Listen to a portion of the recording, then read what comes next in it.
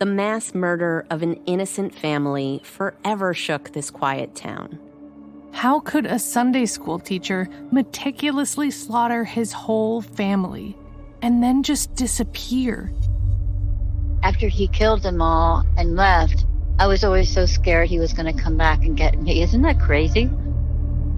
Father Wants Us Dead is a podcast that sounds like a horror movie, but it's real. Subscribe now.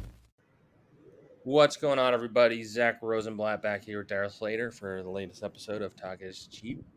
OTAs and minicamp are over. It's a summer break. We got it a day early, which you and I were talking about. It was a strange feeling because we were mentally prepared for like Thursday to be the last day, and then when we find out we just don't have to go in, it's kind of like if you went to school and summer break was supposed to be on Thursday, but they just you guys can just not come back on Thursday. You're good. It was like the weirdest.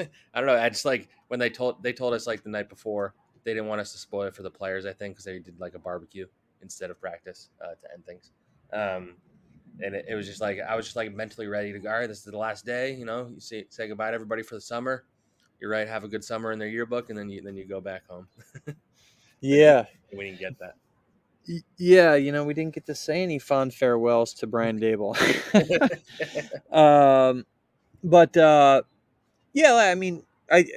Thursday today, we're talking here Thursday night. Yeah. So today's practice is going to be so light. It was like on the schedule for 45 minutes. I mean, you see a lot of teams walk through. Yeah.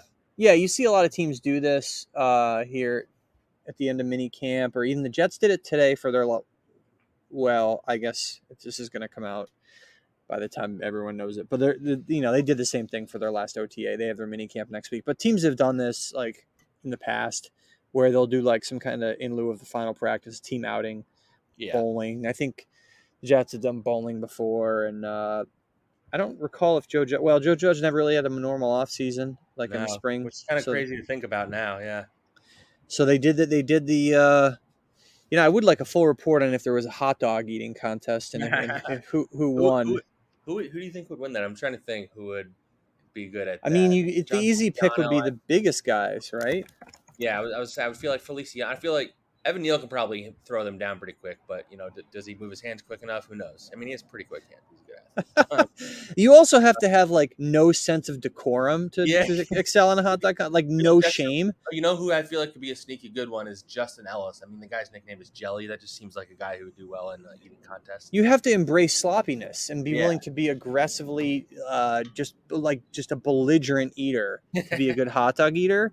Like some of these guys are, Evan Neal, mild-mannered guy. I might be able to eat more hot dogs than he could. We're not going to go on a tangent, but I've done a hot dog eating contest before. This is what the people want, I think. I'm trying to think of like a low-key guy that's not like, a lineman that would be like good at this, but I can't really think of one. It's funny. The typically, like sometimes you see these competitive eaters like Kobayashi is a super light guy. What if Cordell Flock could eat his weight in hot dogs? Yeah. I mean, I'm sure they're one of the guys that are like that. Yeah. I mean, so they do a thing, or I think they stopped doing it. But there's a thing called Wing Bowl they would do every year. That was put on by like the local radio station, and there was this like small like Asian lady that would win a lot of the time. Like she was just like a beast at eating wings. It was like the craziest thing. I know who that is, right? I think Sonia Thomas is her name. I know that might be it. Yeah. Disturbing amount about competitive eating. Just I had a little bit of an interest in it for a while there, but anyway, that's too bad that no more Wing Bowl. And I don't know. I'd love to know what was on the spread today. Even if there was no contest. I'm sure they had a professional chef cooking, but I like the idea that Daboll was the one like grilling it up. He's the grill master. I was thinking about this. So they said organization wide. So if you're making your kitchen staff work it and cook, that's not the whole organization. Like I don't know. Whatever. I just got an image in my head of Dave Gettleman on like a line and like wearing an apron and grilling up some burgers for people with a smile on his face. Yeah. Yeah. Maybe he was there. I think he's come through a few times over the course of the year. So maybe he was there. Who knows? Well, his imprint is very much on this roster. We all know that. All right. On that note, couldn't resist. On that note, so before we get into the nitty gritty of just looking back at minicamp and OTAs, because there's a lot to take away. Like, what's like your overall feeling coming out of your first Brian Daboll spring? Well, I think you captured it pretty well in the post you put up today, and I know you mentioned when we were talking before this, you're going to do it whenever OTA is concluded, but now they were or minicamp concluded, you had to kind of get it together quickly. But these were all thoughts that we had talked about, and that obviously were the main takeaways, right? And I think you did a good job capturing everything. And one of the main things I think that what we've noticed is he's a little bit more laid back than Joe Judge. Now, I don't know where Brian Daboll falls on like the laid back versus not laid back spectrum of NFL coaches, but Yeah. So I don't know. Is it like overcorrection? Who knows? But like I think it was a fairly normal approach, right? He Yeah. didn't. He's That's the not thing. pushing. It might feel like wildly different, but I think Judge was like the other extreme. So Yeah, I think it's not just the punishment lap stuff. yeah. He Honestly, obviously I feel like the had. lap stuff is maybe overblown more than like some of the other stuff. Honestly, Yeah, these were pretty light practices, and I'm not even just talking about like taking it easy on injured guys, because any coach yeah, with a common sense will do that in the spring. But they were fairly light practices, and it was interesting to hear him also talk fairly openly and directly when he was asked about whether he would have a leadership yeah. council. I thought that was the most interesting thing he said the whole spring. Honestly, Yeah, and he was pretty. I mean, now he's not necessarily ripping Joe Judge, but I'll read the quote because it's an interesting quote. Just like yeah, the way. go ahead.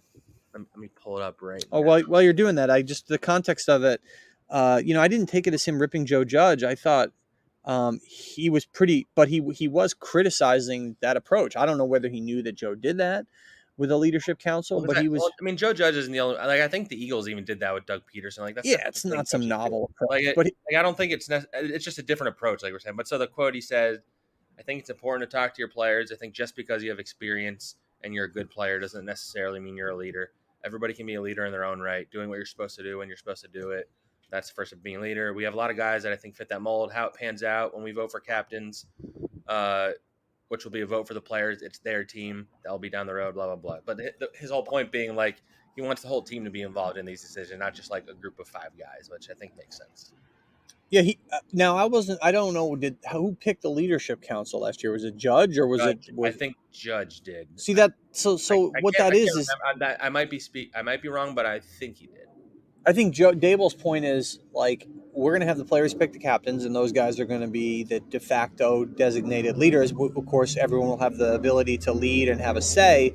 But what good? I'm just kind of translating what he's saying. But Yeah, what good is it if I'm, as the coach, uh, yeah, picking leaders when the players yeah. should be doing it, right? So why have a leadership council that's picked by the coach if you're going to have captains that are picked by the players? It's like it kind of undermines it maybe a little bit. And I don't know. plus, I mean, this isn't why he's doing this either, but like it's such a young team and they have all these new players and stuff. Like I think it makes sense to kind of like have an open door policy type situation. Look, I mean, they're going to have young guys.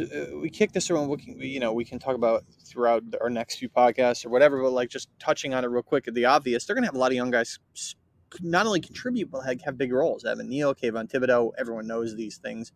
Maybe Cordell Flott, and so they're going to be not just a young team, but a team that has a lot of young starters. So who's to say that some of these young guys can't lead immediately? There's certainly no rule against it. I mean, you've seen when it was going well for Jamal Adams with the Jets, he was the leader early on in his career. So that maybe hasn't always been the case with the Giants, just because of the composition of their team.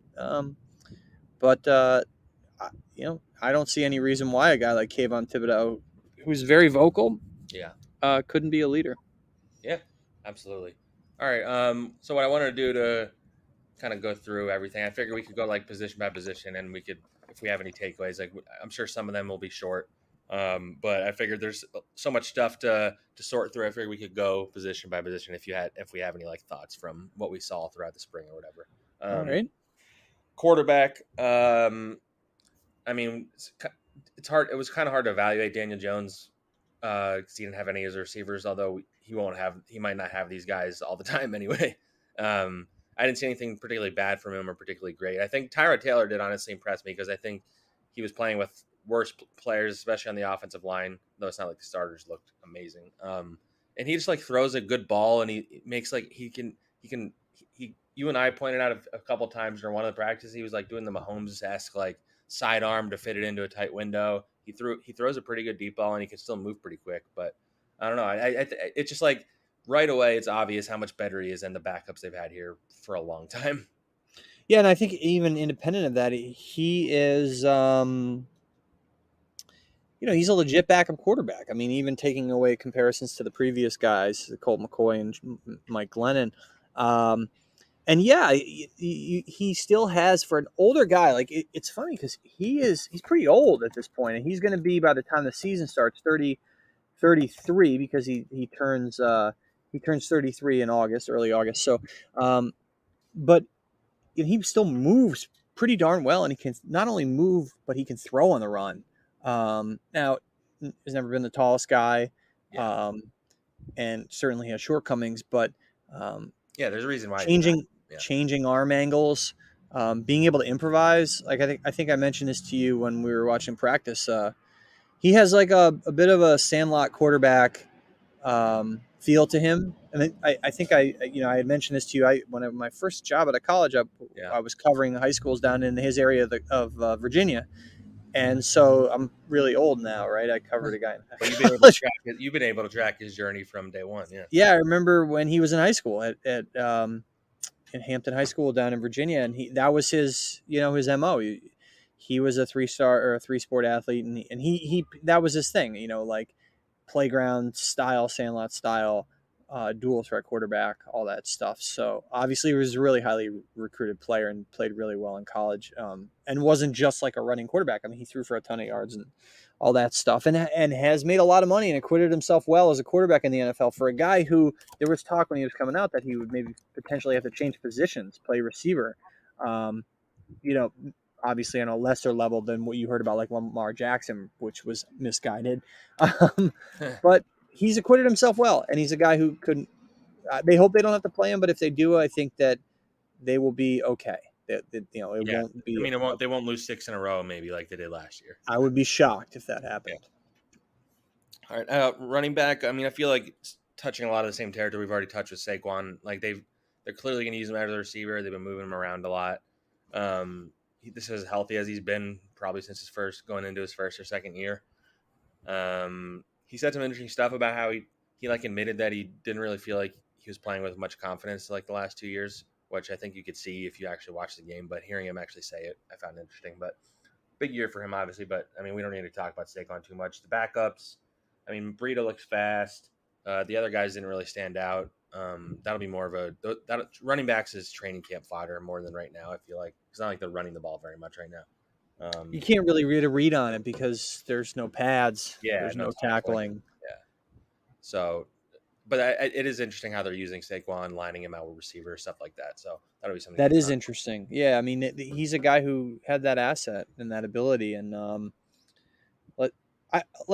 you always want guys to stay healthy, right? Like, none of us are rooting for players to get hurt.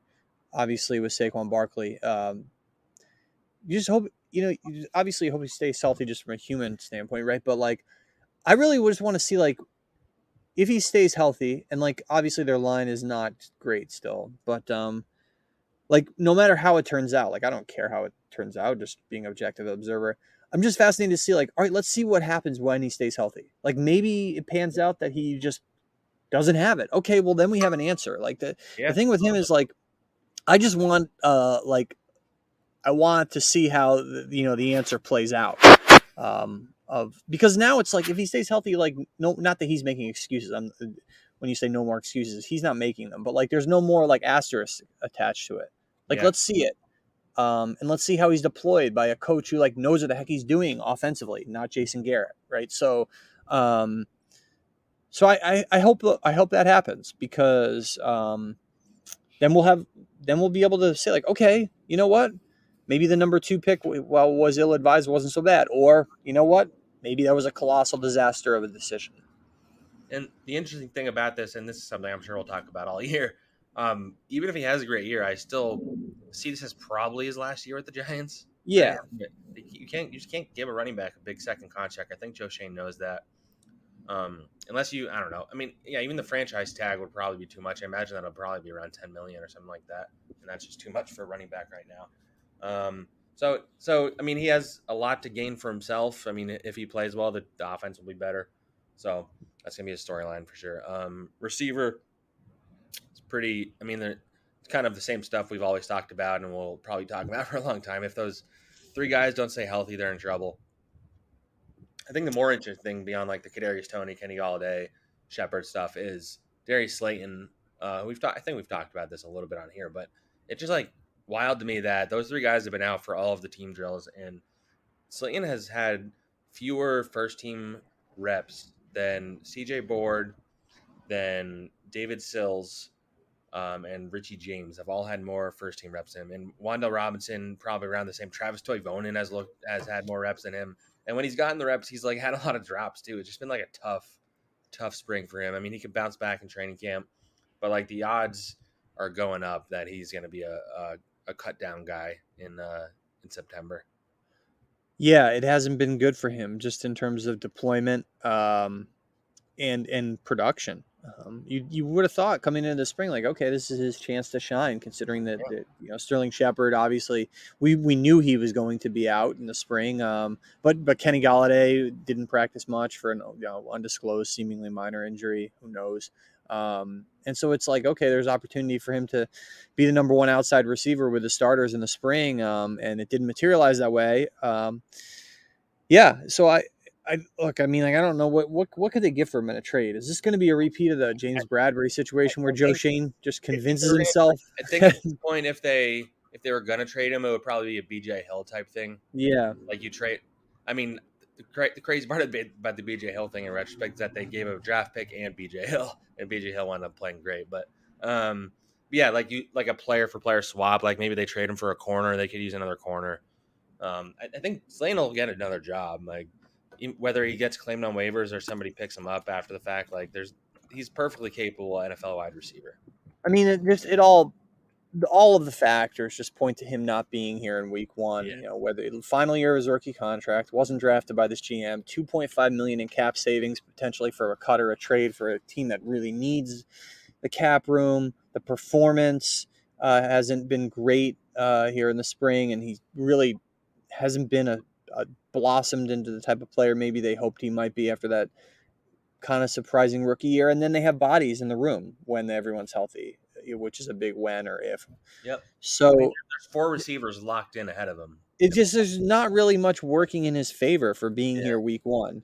In a different situation, maybe, but this has become just not a good situation for him on multiple levels. Yeah, I mean, he's a change of scenery type guy. Maybe he'll do better somewhere else. Now it's weird because I feel like he was one of the few things you could feel good about after 2019 because he had that great rookie year that nobody saw coming, 5th round pick, getting 700 yards and 8 touchdowns in a bad year for the Giants. Like it feels like so long ago at this point. It's just crazy to where we've come to. But this happens sometimes. Guys, get in their own head, or they teams figure them out, or whatever it is. I think ultimately he was never going to be a number 1 or 2, which they kind of forced him into being for the last couple of years. So interested to see where he lands. But at tight end, I think this has been pretty interesting. Daniel Bellinger seems pretty locked in as the starter. I mean, I know it's very early, but the thing that's been even more surprising than that is that Ricky Seals-Jones, who I thought, he's a veteran that had some experience.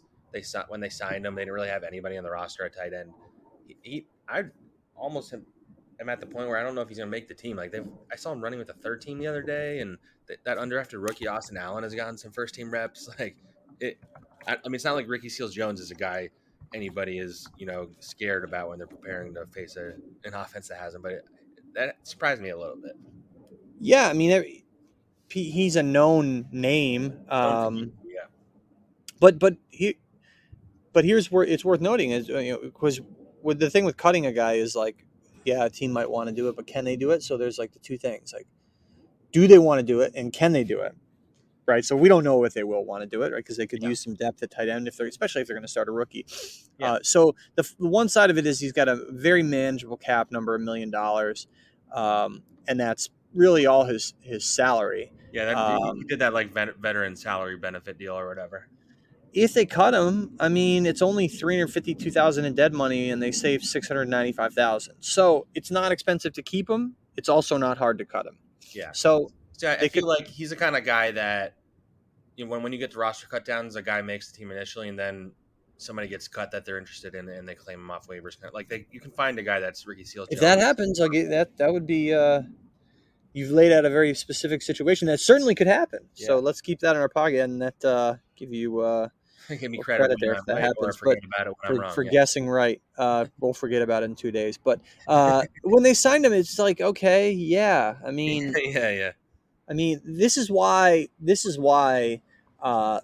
people look at this roster and say they have so many problems, because everyone complained, and oftentimes rightfully so, about Evan Ingram. But then it becomes like, okay, well, like, careful what you wish for, because this team has had no cap because of Dave Gettleman, and so they had no ability to have immediate upgrades, and they're going to be in a position where, look, let's be fair to Bellinger. On one hand, we'll give him every benefit of the doubt because he hasn't played yet, but he hasn't played yet. So, like, let's also recognize that it's going to take a little bit for him to adjust. So, yeah, I think tight end could be a major problem for this team. Yeah. I mean, you're relying on a 4th round pick. So, I mean, that's a big leap. So, offensive line is always the most interesting position on the Giants, I would say. Let's see. Andrew Thomas is still banged up with his ankle. He was limited. I don't know. I mean, you would think he'll be good for training camp, but we'll see. In terms of the rest, Shane Lemieux is locked in as the starter at left guard, I think, which is interesting. Feliciano's at center. Valenci's still at right guard. You talked to Evan Neal one-on-one. We can get into that in a second. One thing that I was surprised by is that they've been using Joshua Azudu, the guy they drafted in the 3rd round, at left tackle with Thomas out, which I thought when they drafted him, I thought, okay, this is a guy they want to win the left guard starting job, and he's like competition with Lemieux and some of the veterans they signed. Seems like they want Lemieux to be the left guard and Azudu to be like a swing backup everywhere, which is an interesting role. I mean, he's a 3rd round pick. You ideally want your 3rd round pick to start, but I don't know. What'd you make of that? That surprised me. I thought they're just going to lock this guy in at left guard, but I guess it makes sense to see what he can do elsewhere too. If not start, then just like learn one position, right? Yeah. So like, put on a rookie to have like it's a lot to ask the guy to learn a couple positions. So like, maybe he's not going to be a guard. Maybe he's going to be a backup tackle. Yeah, but that's weird because maybe they view him as like the Matt Parrott kind of guy. I don't know. I mean, they drafted this guy in the 3rd round, and you already have both tackle spots solidified. Yeah. So there's no path to him starting in either tackle spot. But you have him as a backup tackle right now. So, like, look, it could just be like moving around, moving pieces, and there will be a full-fledged left guard competition in training camp, maybe. But, Shane Lemieux was the starter for what it's worth going into last year before his knee injury. He was the best of a not great group of options that they had going into last year, given, the fact that he wasn't excellent, to say the least, in 2020 as a rookie. And so, left guard remains an intriguing spot. Obviously, center, not much to talk about there. Right guard, not much to talk about. All the other spots are solidified. And left guard is the one where we think there could be some competition, but like you said, then again, maybe not. Azudu was the most interesting, I think, revelation in the spring in terms of not like necessarily how he performed, because who knows? There's no pads on, right? So you can't read into it. But just the deployment of him, I thought, was a revelation. So we'll see. I mean, they could change up things in training camp, but yeah, I mean, it's hard for these offensive linemen to really impress per se in the spring. Yeah. Although I will say, somebody asked me on Twitter after my article went up about should they be worried about like the center position. I think they were asking about like backups, and so I had to actually think about who their backup centers were, and based on who they've been practicing, it's either gonna be like Ben Bredesen, Max Garcia, who I thought was gonna be a left guard guy, and they've been working him at center a little bit, Jameel Douglas, and so I mean, the reality is any team, if they get their offensive linemen get injured, they're in trouble. But like if the Giants lose any of their offensive linemen, really, but center in particular, these are all guys that haven't really played center, so. It's wild to have seen Bredesen working at center. My goodness. And let's touch on this. Like, Feliciano is got to be one of like, no disrespect here, but the guy's probably one of the worst starting centers in the NFL, right?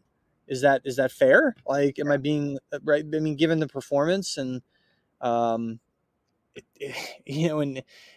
also the fact that he really hasn't played center much. Yeah. So that really hasn't been talked about much this spring. The fact that this guy was a guard for the most part in Buffalo. they still have some problems on the offensive line. I guess I can touch on Evan Neal, and you know what? Like maybe his performance will be, maybe that he won't perform well. Like just like Andrew Thomas didn't perform well as a rookie, just like a lot of guys don't perform well as a rookie. But I do think that it's been pretty impressive. Watching him, run after practice, hearing him talk about his preparation, getting a chance to talk to him yesterday. I think he's an impressive guy in terms of he gets it. Like he gets what he has to do. He has the physical size, obviously. So there's no questions about his size. I don't think he's a guy like Mekhi Becton who has like the weight issue thing per se, just because he's really well put together. But now let's go see if he can do it and process and play quick and move quick and all the things he knows he has to do. So, let's not get ahead of ourselves in terms of like crowning this guy. But I do think that you come away from the spring for what it's worth for an offensive lineman with no pads on. The kid did a nice job, it seems like, of absorbing things and understanding, what it takes to prepare and to do the extra stuff at this level. So I think there's certainly plenty of potential there. And you saw with Andrew Thomas, like he's a diligent guy too. It took him a year, and it takes a lot of these guys a year. It might take him a year. I think maybe that's the biggest lesson with Evan Neal. Like if he's playing poorly in the middle of his don't jump to year, it might be instructive to look at what happened with Thomas. So. Yeah. Hello, NJ.com sports podcast listeners. This is Steve Politi, host of the Rutgers Rant. I'm dropping in to tell you about a new NJ.com podcast I think you're going to love. It's called Father Wants Us Dead, and it's the gripping story of John List, the mild-mannered accountant who murdered his wife, mother, and 3 children. This podcast not only retells this notorious case in amazing fashion, but it uncovers new details about the 18-year quest to bring List to justice. Find it on fatherwantsusdead.com. One day when I walked in, I saw the bodies by the fireplaces in the ballroom. I believe there were drag marks, blood drag marks from each of them to the point where they were left.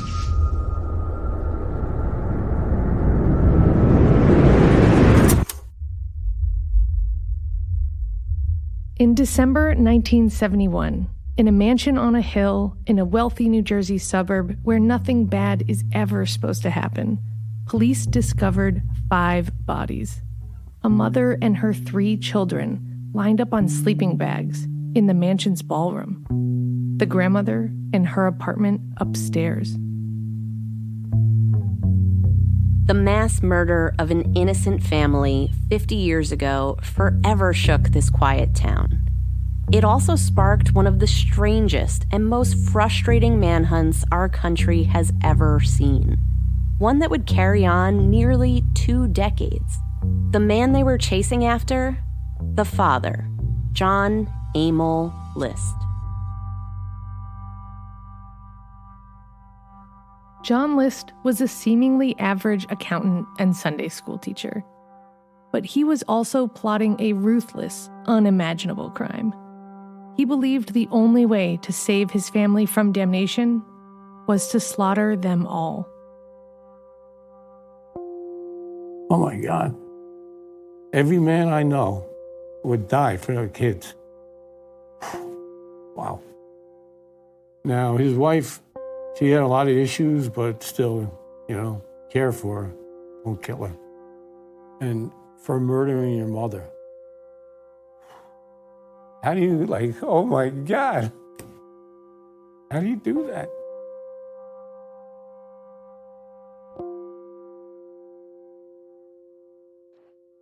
I was just curious because I just cannot imagine someone doing what he did, claiming that God told him to do it, and then stay in the same house, tidy them up in the ballroom of the house. This is a story of pride and pain, impossible cruelty, and bottomless evil. It's about the lengths people will go to keep up with the Joneses, and whether you can ever really know your neighbor. It's the story of the ultimate escape, a man who slipped out of one identity and into another entirely.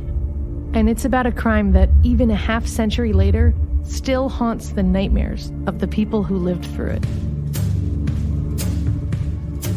After he killed them all and left, I was always so scared he was going to come back and get me. Isn't that crazy?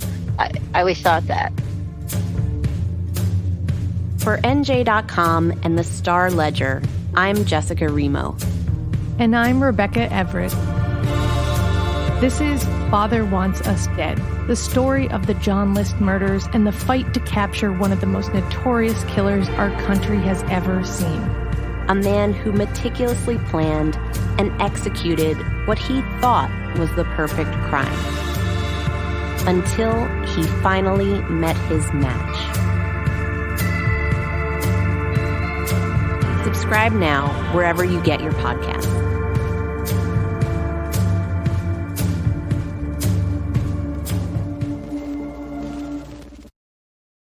Yeah, and they're I mean, as you mentioned a little bit, they are similar in their personalities a little bit. I think they're like really reserved guys that you wouldn't think are guys going to go out there and kill a defensive lineman, and they do. So Almost very, very studious type personalities. Evan Neal has these like large glasses that he wears and stuff like that.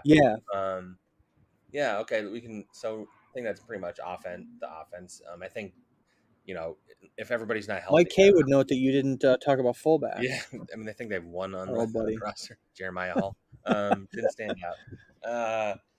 Yeah, I mean, the offense in general, I'm curious. We still don't really know who's calling plays. That's going to be one of the biggest storylines of the fall, I would say. So I'm curious to see how that plays out. But defensive-wise, I mean, Wink Martindale is the overall takeaway. We can touch on him in a second. Defensive line, there's not really much to talk about there. I mean, it's Leonard Williams, it's Dexter Lawrence. You kind of know what you're getting. Justin Ellis is going to fill the Austin Johnson role, and that's kind of that. Edge rusher is interesting. Kayvon Thibodeau, we didn't really get to see him that much because he got banged up pretty early in OTAs. I can't remember when exactly. But what they wound up doing was giving Ellerson Smith and Jihad Ward a lot of time with the ones. Ellerson Smith, I think, has looked pretty good. It's hard, again, I guess we don't need to keep saying it, but it's hard to really tell now. But it seems like they're moving him around a lot. He's getting a lot of pressure. I think he's like a ball of clay that Wink Martindale can mold, because he has like great athletic tools. He's like 6'5" or whatever it is, and 250. He's very athletic. He's very raw. So I am very curious to see what he becomes, because I think this is the coaching staff to get him into the right place. Whether he is impactful this year or not, like people have to remember, he only played in 8 games last year. Not many snaps. Didn't play at all the year before that in college. And I think he started football late. You wrote a long story about him. I think he started football pretty late, but he's kind of one of the interesting guys for me for training camp. For sure. I mean, versatility, like what he has in what he lacks in maybe like girth and weight.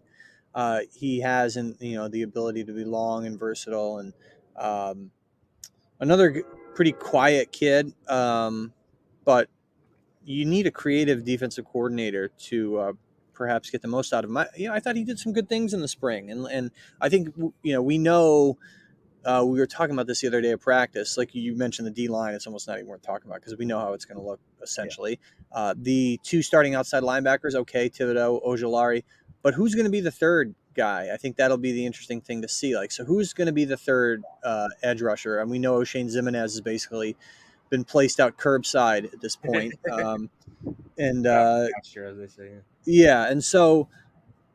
I think Ellerson Smith, Jihad Ward are a couple of guys to watch there. So on one hand, you have a young guy in Smith who's kind of quiet, versatile, and the other guy, Ward's a character. Yeah.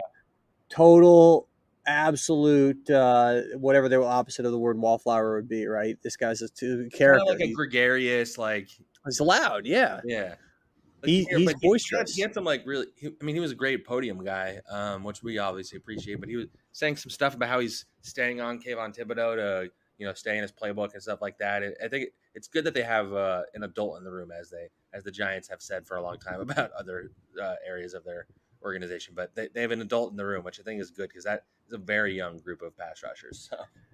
Yeah, I think he'll be a good mentor. And you wrote this the other day, a good mentor for Kayvon Thibodeau. And so I think there's some interesting pieces there that may not be the sexy names per se, but like Ellerson Smith, if you're listening to this podcast, you're obviously a pretty pretty dedicated Giant fan, so you know who he is. So you're gonna, that's something worth following, I think, in training camp. It's not going to be the headline story, but it's certainly something worth following. And you never know, like when a situational edge rusher could make a significant impact. If the guy, maybe he only gets 20 snaps a game, but if you're playing third down and you have the ability to get into the backfield and make a big play, that those 20 snaps, all you need is one of them to pay off. And so he's certainly a guy to watch. And he's got a good story too. And you had a great story about him last year. Unfortunately, then he wound up not playing for half the season after that. Yeah, and he'll get a chance to play back home in Minneapolis on Christmas Eve this year. Yeah. So that'll be a cool moment for him. We'll see what kind of role he has in this defense. It's really up to him to kind of continue to progress, and up to Wink Martindale to find a spot for this guy. Because, like you said, he's got the athleticism, raw guy, interesting guy. Yeah, and I there was a couple plays I saw the other day where they had him lined up like as a sort of like inside linebacker, and even dropped into coverage on one play. So that they clearly, like, he's a guy that maybe they just view as a guy that can move everywhere and get him at the quarterback and stuff like that. So it's gonna be interesting. Maybe by the end of the year he's playing a lot and he's making some plays for them. I think that's with Wink. It's worth noting that. I mean, we talk about the blitz is the obvious, the man-to-man coverage the obvious. One of the other things is like the disguising that he does, and that's a good example of it, where you're moving. Feliciano had some great quotes about that. How it's like Feliciano was like, I go up to Wink before every practice just to get an idea of what they're going to throw at us. Sometimes he lies. He lies to me because he wants to beat us. But he said, I have something special for you today. And that day, like, Julian Love was playing up at linebacker. Dane Belton was blitzing a bunch of times from safety. You had Ellison Smith at middle linebacker. Like, so if he's confusing the Giants offense, I guess maybe that's bad in the long run, but like the idea that they can be confusing the opponent is going to be good. Inside linebacker, again, that's not like one that's very exciting either. You have Blake Martinez injured.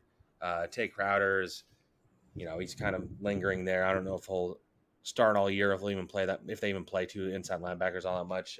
They drafted a couple guys, McFadden, Beavers. I don't think either of us really have much to say there. Secondary, I think we should talk about though, because that's the big one. We've talked about this on here. Like it's a concern. Very young. Darnay Holmes and Aaron Robinson missed a bunch of practices. I think that was just out of abundance of caution. I think they're okay. Maybe have some nicks. Like I think I was told Darnay has a foot thing. I don't know what Robinson's is. But I think those two guys are probably, at least as of now, I would say are probably going to open the season as like the outside and nickel starters. Probably Cordell Flott maybe pushing Darnay. So a guy that like was getting a lot of snaps on the outside with Robinson out was Michael Jacquette, who they signed on the first day of OTAs. I only had heard of him because he started like a game. I think it might even have been against the Giants. I can't remember. He started a game for the Eagles 2 years ago. And so he was like the top backup at outside corner. Like I don't know. You have Xavier McKinney, Julian Love, and Dane Belton at safety, which I guess is, two veterans and a rookie. But I don't know. This secondary, like, they have some quarterbacks they'll have to play this year that are pretty good. It's going to be bumpy, I would say, to say the least. I mean, and then just it's interesting because like right before we got on here and started recording this, you and I are kind of pre-writing one of those standard issue player countdown thingies for the summer, and I was just writing one on Aaron Robinson, and he did play 149 snaps last year at outside corner, 92 in the slot, so he didn't play a lot, period. But the one thing I kind of wrote in there, just thinking about if he can somehow play well, that will solve so many problems for this team and his defense. Like, he's got to be one of the bigger keys. Now he might not be, if obviously Adoree Jackson's your number one corner, he's really important. But if Aaron Robinson can somehow surprise and be a pretty good player, like, that will go a long way toward making this defense a lot better, I think, than people expect it to be. Because if you just get baseline level play from Adoree Jackson, even not as good, Adoree Jackson's a pretty good player last year, even if it's not as good as that, right? That's acceptable level play. And if Robinson can give you something just shy of that exceeds expectations, then that'll let Martindale do a lot of the blitzing that he wants to do. So Aaron Robinson's an enormous key for this defense, and we just have not seen a lot from him. Like, we've seen so little from him. I actually referred to his NFL.com pre-draft scouting report in this this thing I wrote, just because he barely played last year, and like you said, we didn't see him much with what is a seemingly minor injury here in the spring. So, just waiting to see this guy a little bit more out there. Yeah, I mean he's an X factor for this team, and I mean this goes back to what we were saying, the offensive line. Even whether he's good or not, if he's injured, or especially if Adoree might be, his importance is almost more tied to the depth than even like how good or bad he is. I mean he's good, but like if you lose Adoree, like you're in a lot of trouble. Like, I don't even know who. Like I guess you have to play Aaron Robinson at the top against the top, or you put Julian Love out there. Like I don't know. Maybe they find a veteran that gets cut that has some experience in the fall, but I mean that's on one hand it's concerning. On the other, I think it's smart that they're this is a rebuilding year, and so you're kind of throwing a lot of darts and seeing if any of them connect. That wasn't a really great analogy, but I think you get my point. So they have Aaron Robinson. If he's good, then you have a long-term solution for cheap. If he's not, you can draft somebody. You can find somebody else. They took a swing at Cordell Flott. You have a young Darnay Holmes, Xavier McKinney. I mean, probably move on from Julian Love after this year, maybe.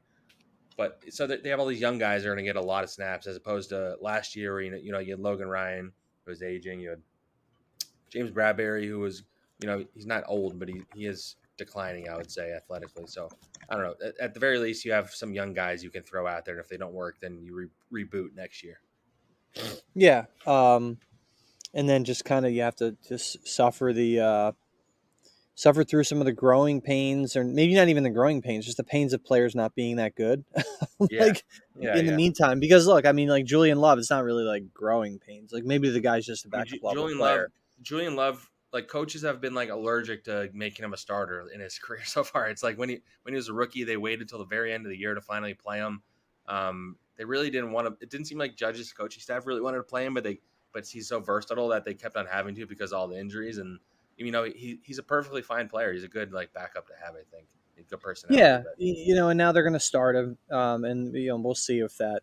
The problem is, when you're not a great roster, you wind up having to start guys who should be backups. I mean, it's not rocket science, and that's a position the Giants are in at quite a few fairly important positions, and so they're going to have to try to scheme around that. I think we've been saying this since the end of last year. No matter who was the coach or who was the GM of this team in 2022, the coaching staff was going to have to do like some serious heavy lifting.